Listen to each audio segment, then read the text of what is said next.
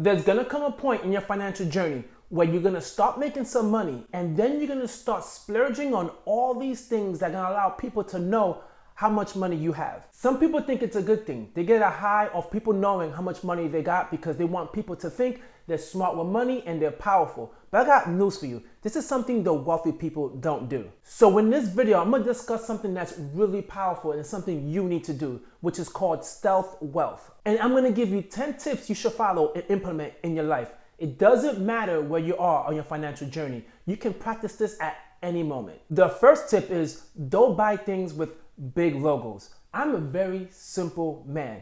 Plain shirt.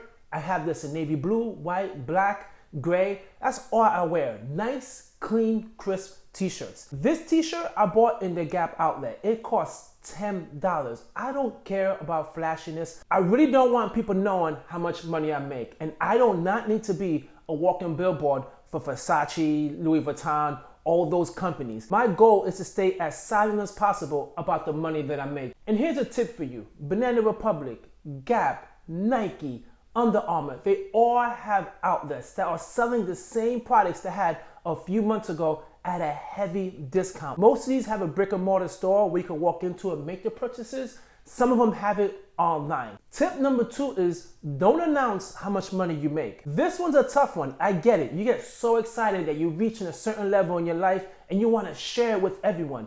But that breeds envy. And also that is information.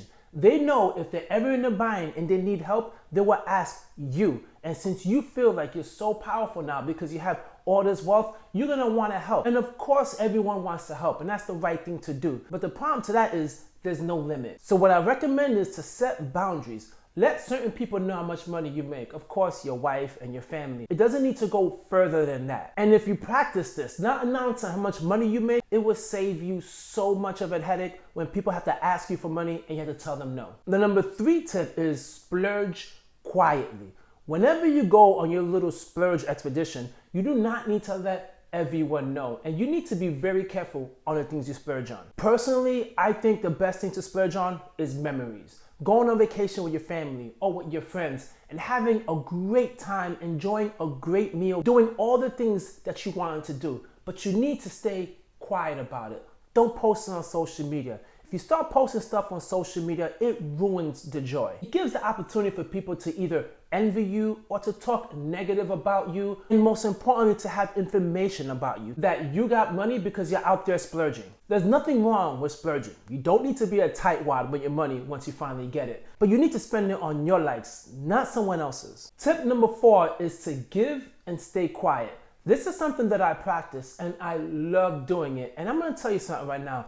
It is very difficult to do something and remain humble and not let someone else know, because it's a very powerful feeling when you can give someone some money, you can help them, and you can see how it could change their life. Now, this is a story I try to keep to myself, and I'm going to share with you all because I want to let you know the power of staying humble. And I never told anyone about this. It was a mother with 3 kids, and the kids were crying and they're hysterical. While we're waiting in a line at Starbucks, I decided to buy her a gift card and hand it to her. The lady cried and she was so thankful. And at that moment, I felt like that was the right thing to do, was to help this lady out because obviously 3 kids, come on, she needed the coffee. Now, the powerful thing was when I walked away, I had an urge to tell someone, and I didn't. I kept it to myself. That feeling of keeping it to myself felt a whole lot better than letting people know, hey, look at me. I'm a person that's so thoughtful and I give stuff away. Keep it to yourself and don't let everyone know. Tip number 5 is to drive a reasonable car.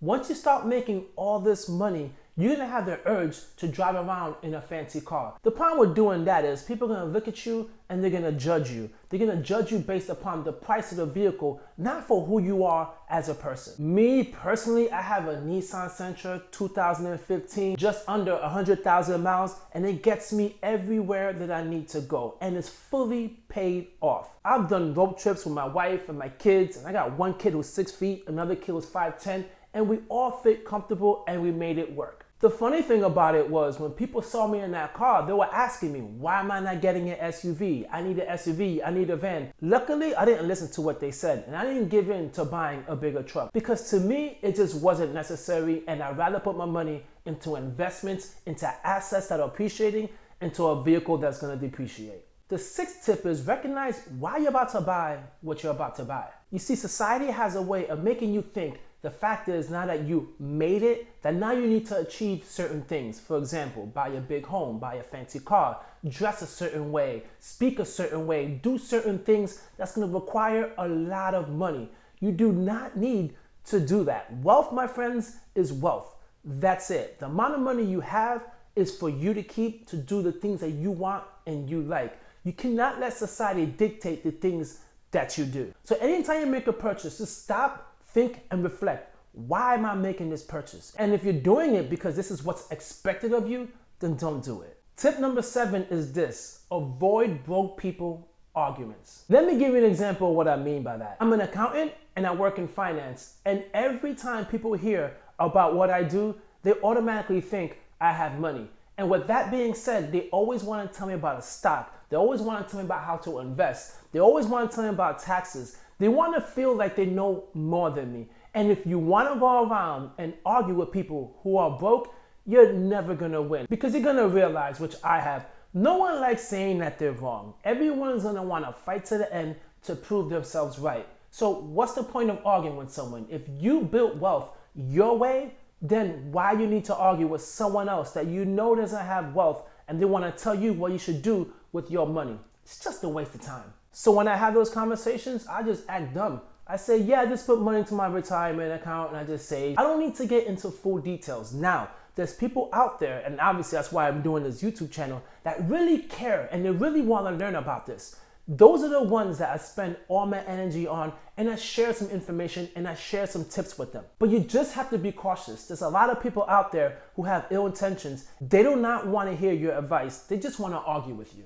Tip number 8, spend money on your family and your close friends. Number 1, if you have a family, you're married with kids, you want to make sure you're spending it with them, because this is times and memories that you cannot get after 18 years. So once your kid leaves and they're gone, it's unfortunate that you cannot do all the things that you always said you were going to do. So go on that vacation, go on those concerts, go and do all those things that you always said that you want to do, and especially with your friends. Get with some of your friends, go travel, spend a weekend somewhere, do all these things. This is the most important part. Make sure you do it with close friends that are aligned with your goals, that's aligned with your vision. You don't want to now have money and start paying for new friends that really are just hanging out with you because you have money.